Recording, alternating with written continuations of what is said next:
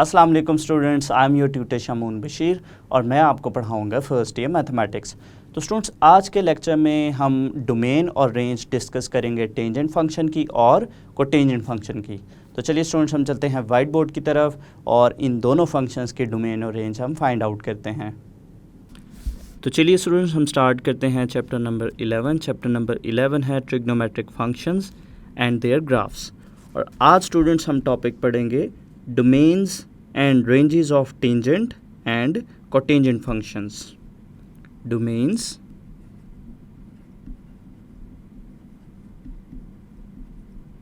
and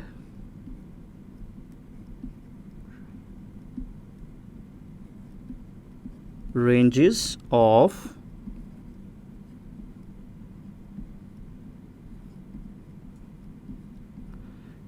tangent and cotangent functions.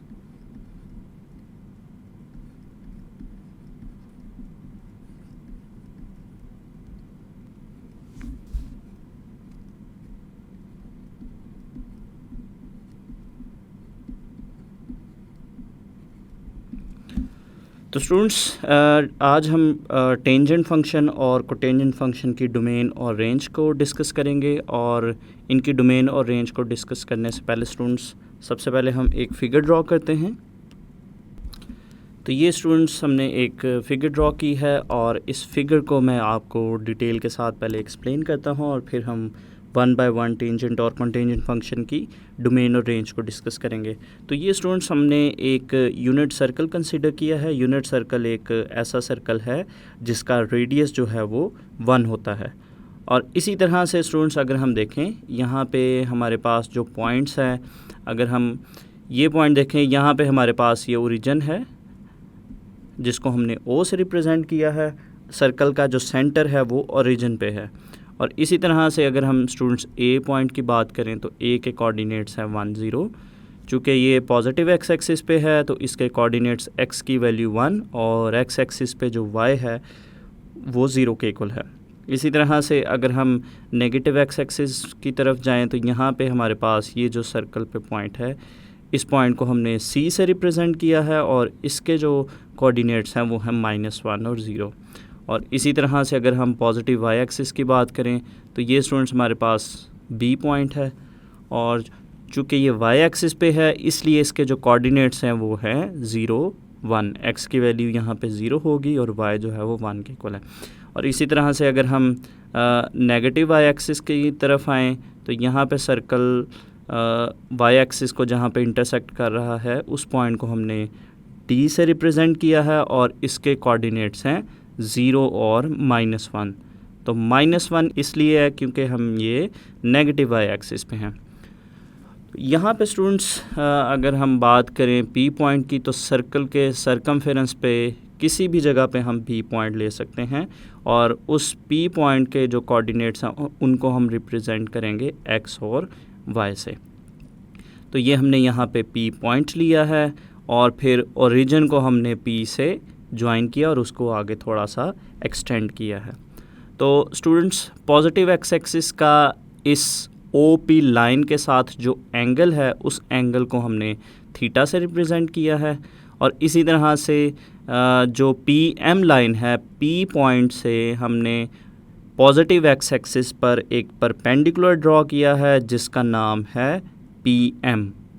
और अगर students हम पी एम डिस्टेंस और ओ एम डिस्टेंस की बात करें तो चूँकि हमारे पास जो पी पॉइंट है उसके कोऑर्डिनेट्स एक्स और वाई हैं तो इसके अकॉर्डिंग ही हमारे पास पी एम और ओ एम बनेंगे। तो पी एम जो है डिस्टेंस ये हमारे पास है स्मॉल वाई के इक्वल और इसी तरह से जो हमारे पास ओ एम डिस्टेंस है वो है स्मॉल एक्स।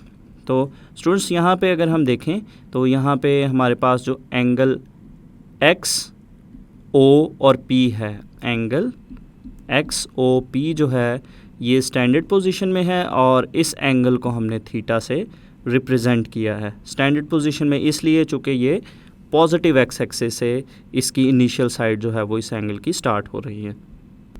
और यहाँ पे हमारे पास एक राइट ट्राइंगल भी है, राइट ट्राइंगल ओ एम और P, ये स्टूडेंट्स हमारे पास एक राइट ट्राइंगल है, ट्राइंगल OM और P, और ये ट्राइंगल स्टूडेंट्स हमारी हेल्प करेगी टेंजेंट और कोटेंजेंट फंक्शन की डोमेन और रेंज फाइंड आउट करने के लिए। तो यहाँ पे स्टूडेंट्स हमने जो वर्किंग की है उस वर्किंग को हम थोड़ा सा एक्सप्लेन करते हैं और उसके बाद फिर हम सबसे पहले टेंजेंट फंक्शन की डोमेन और रेंज को डिस्कस करेंगे। तो यहाँ पे स्टूडेंट्स हमने जो सर्कल के सरकमफेरेंस पर P पॉइंट लिया है उसके बारे में हम बताएंगे। लेट P, जिसके कोऑर्डिनेट्स हैं x और y, B यानी point on the unit circle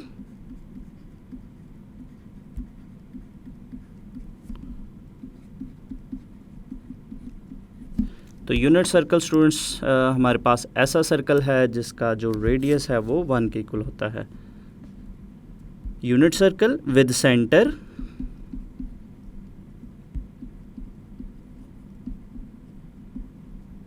at the origin, चूँकि हमने उसका जो सेंटर है, सेंटर हमने ओरिजिन पे लिया है, origin such that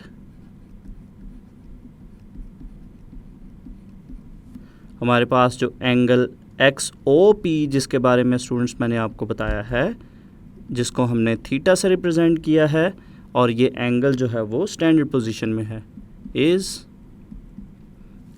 in standard position, standard position.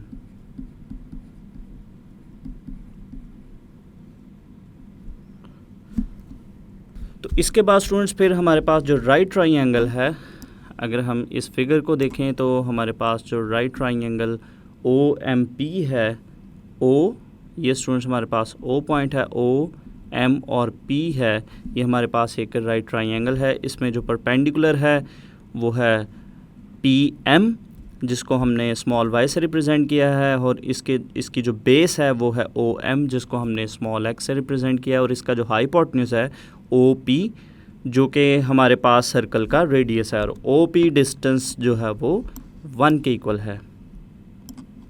Then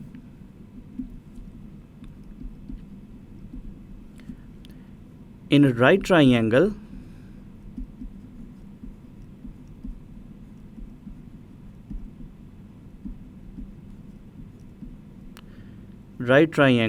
OMP, तो स्टूडेंट्स हमारे पास जो OMP राइट ट्राइंगल है, इसमें अगर हम टेंजेंट थीटा की वैल्यू यहाँ से फाइंड आउट करना चाहें तो स्टूडेंट्स हम ट्राइंगल को देखते हैं। तो टेंजेंट थीटा की चूँकि हमने डोमेन और रेंज को डिस्कस करनी है, तो यहाँ से हम टेंजेंट की वैल्यू निकालेंगे टेंजेंट थीटा की। टेंजेंट चूँकि स्टूडेंट्स हमारे पास होता है परपेंडिकुलर ओवर बेस के, तो सबसे पहले स्टूडेंट्स हम लिखते हैं टेंजेंट थीटा का फॉर्मूला।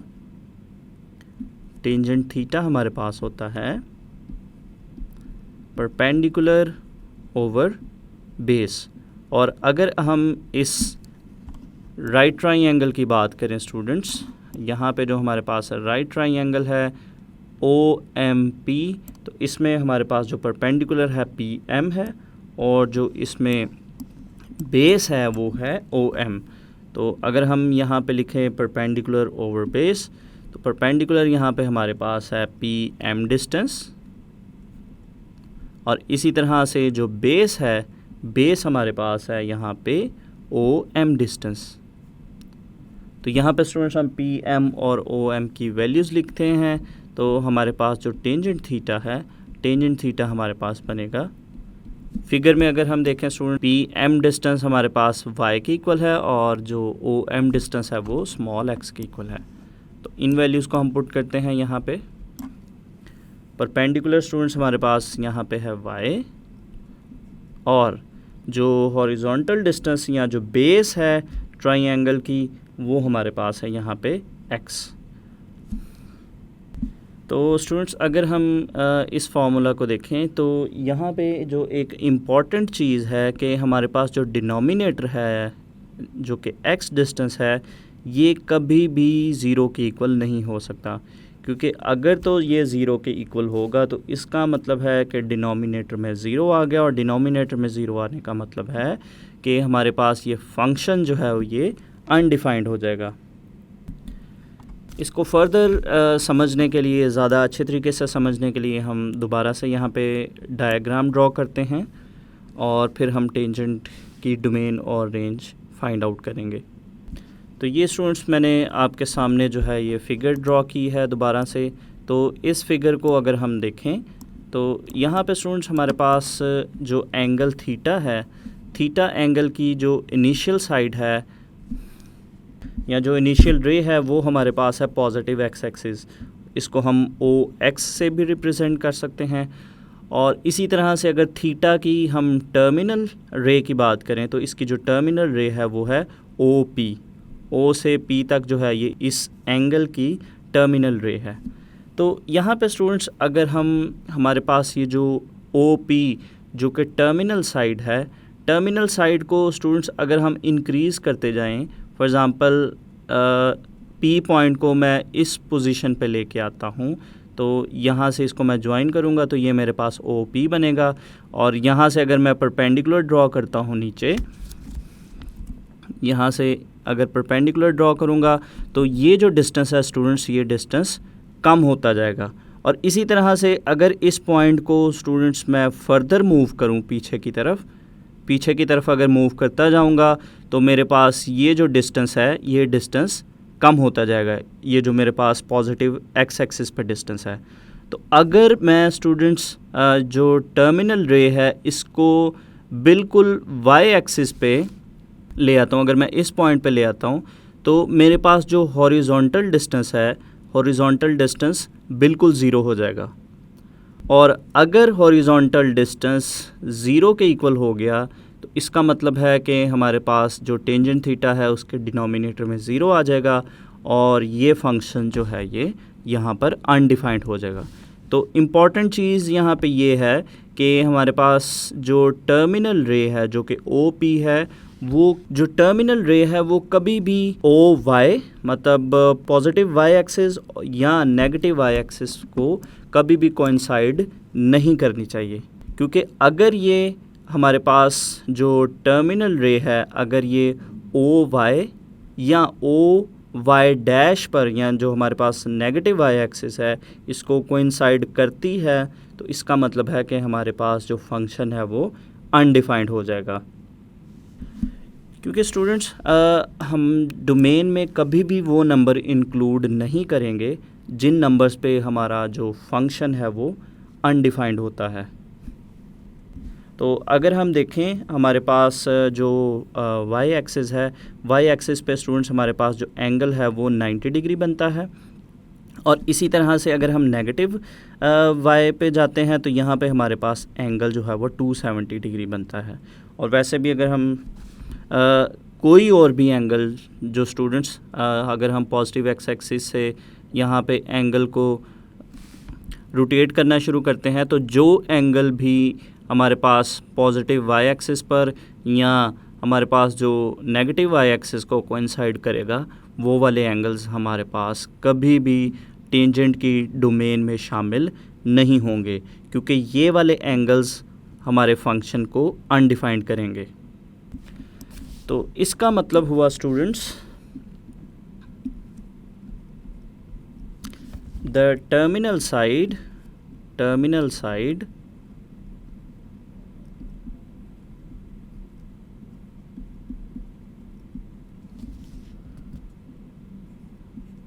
ओ पी जो रे है should not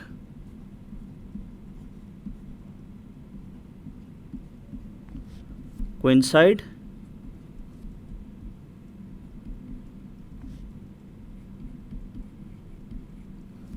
with O Y मतलब पॉजिटिव वाई एक्सिस और O Y dash negative Y axis को कभी भी जो है वो कोइंसाइड नहीं करनी चाहिए। तो इसका मतलब हुआ स्टूडेंट्स हमारे पास जो पॉजिटिव वाई एक्सिस और नेगेटिव वाई एक्सिस पे जो एंगल्स आएंगे वो एंगल्स कभी भी हमारी डोमेन में शामिल नहीं होंगे। तो इसका मतलब है स्टूडेंट्स कि हमारे पास जो थीटा है, थीटा जो है कभी भी ये इक्वल नहीं होगा ±π/2 रेडियंस ±3π/2 रेडियंस और ±5π/2 रेडियंस एंड सो ऑन। चूँकि ये सारे के सारे एंगल्स हमारे पास या तो पॉजिटिव वाई एक्सिस पे हैं या नेगेटिव वाई एक्सिस पे, क्लॉकवाइज और एंटी क्लॉकवाइज। तो इन स्टूडेंट्स वैल्यूज़ को अगर हम एक जनरलाइज वे में लिखें तो ये हमारे पास कुछ इस तरह से बनेंगे कि हमारे पास जो थीटा एंगल है, थीटा एंगल कभी भी हमारे पास इक्वल नहीं होना चाहिए 2n+1 π/2। मतलब π/2 के 2n+1 मल्टीपल्स के इक्वल कभी भी नहीं होना चाहिए। और यहाँ पे जो n है, n बिलोंग्स टू इंटीजर्स, क्योंकि स्टूडेंट्स अगर हम यहाँ पे 0 पुट करते हैं तो हमारे पास ये बनता है π/2 जो कि फर्स्ट एंगल है। इसी तरह से वैल्यू चेंज करते जाएंगे तो इन्हीं एंगल्स में से कोई ना कोई एंगल बनता जाएगा।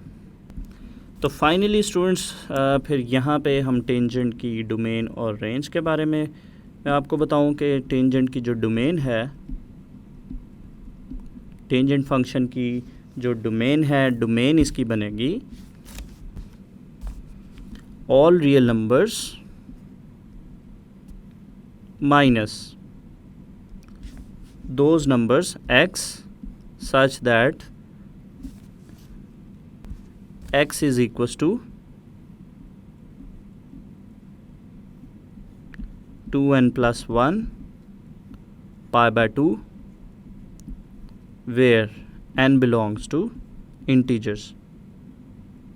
तो यहाँ पे स्टूडेंट्स अगर हम देखें कि जो टेंजेंट है उसकी जो डोमेन है, इसकी डोमेन होगी ऑल रियल नंबर्स, सारे के सारे रियल नंबर्स होंगे, लेकिन हम इन नंबर्स को अपने डोमेन में से माइनस करेंगे। और ये कौन से नंबर्स हैं? ये वो नंबर्स हैं जो हमारे पास एंगल्स बनते हैं पॉजिटिव वाई एक्सिस पे या नेगेटिव वाई एक्सिस पे।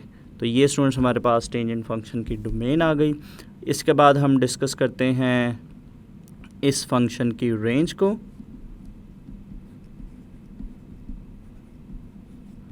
तो स्टूडेंट्स हमारे पास जो टेंजेंट फंक्शन है इसकी जो रेंज है, इसकी रेंज है सेट ऑफ रियल नंबर्स। इसको हम इस तरह से भी लिख सकते हैं, या अगर हम इसको वर्ड्स में लिखते हैं तो वर्ड्स में हम इसको लिखेंगे set of real numbers.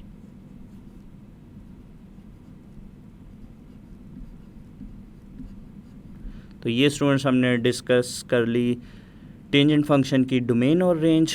Next हम डिस्कस करते हैं domain and range of cotangent function, और उसके लिए हम फिगर दोबारा से ड्रॉ करते हैं।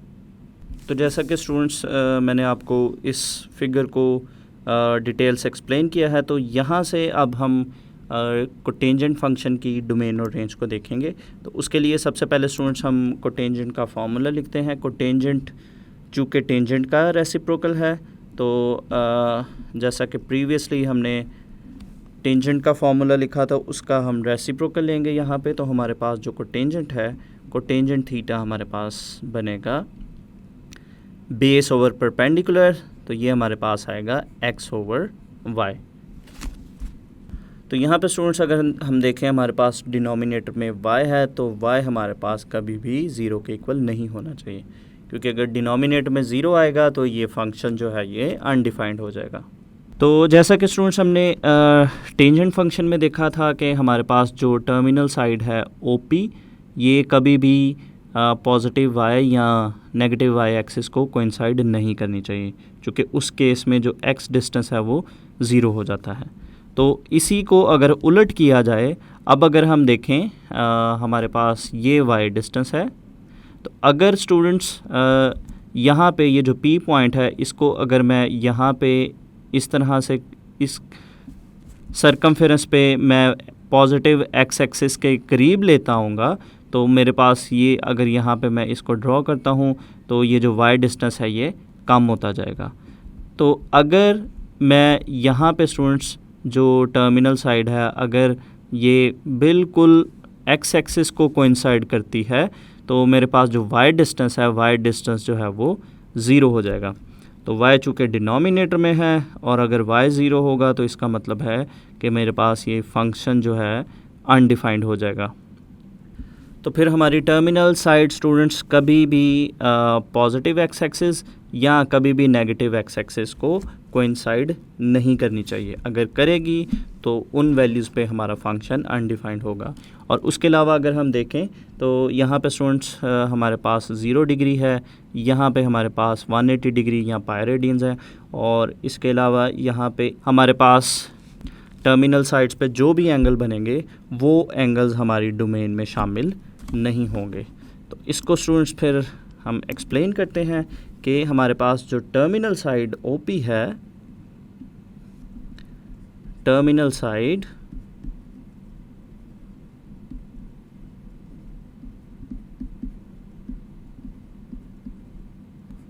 ओपी रे जो है should not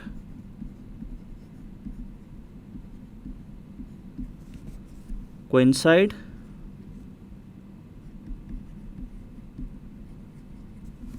with positive x-axis OX और OX डैश या नेगेटिव x-axis। तो इसका मतलब हुआ जैसा कि स्टूडेंट्स मैंने आपको बताया कि यहाँ पे ये जो दोनों साइड्स हैं यहाँ पे जो एंगल्स आएंगे वो एंगल्स कुछ इस तरह से होंगे कि theta should not be equal to 0 plus minus pi plus minus 2 pi up to so on. और इसको अगर हम स्टूडेंट्स जनरलाइज करके लिखें इन वैल्यूज़ को तो इसका मतलब हुआ कि हमारे पास जो थीटा है थीटा कभी भी इक्वल नहीं होना चाहिए n पाई के, where n belongs to integers. चूँकि स्टूडेंट्स अगर हम यहाँ पे n की वैल्यूज़ इंटीजर्स नंबर कोई भी पुट करते जाएंगे तो हमारे पास यही वैल्यूज़ बनेंगी। तो इसका मतलब है इन वैल्यूज़ को हम डोमेन में शामिल नहीं करेंगे। तो फाइनली हम बताते हैं कोटेंजेंट फंक्शन की डोमेन एंड रेंज। तो स्टूडेंट्स हमारे पास कोटेंजेंट फंक्शन की जो डोमेन है, डोमेन हमारे पास बनेगी ऑल रियल नंबर्स एक्सेप्ट, या सारे के सारे रियल नंबर्स, लेकिन हम वो नंबर्स इसमें शामिल नहीं करेंगे जो कि हमारे पास हैं n पाई के फॉर्म में, x where x equals to n pi. और यहाँ पे स्टूडेंट्स हमारे पास जो n है n बिलोंग्स टू इंटीजर्स। तो ये स्टूडेंट्स हमारे पास आ गई कोटेंजेंट फंक्शन की डोमेन। और इसी तरह से हम यहाँ पे बताएंगे रेंज के बारे में। तो हमारे पास जो कोटेंजेंट फंक्शन है इसकी जो रेंज है वो है सेट ऑफ रियल नंबर्स, और इसको अगर हम वर्ड्स में लिखें सेट ऑफ रियल नंबर्स।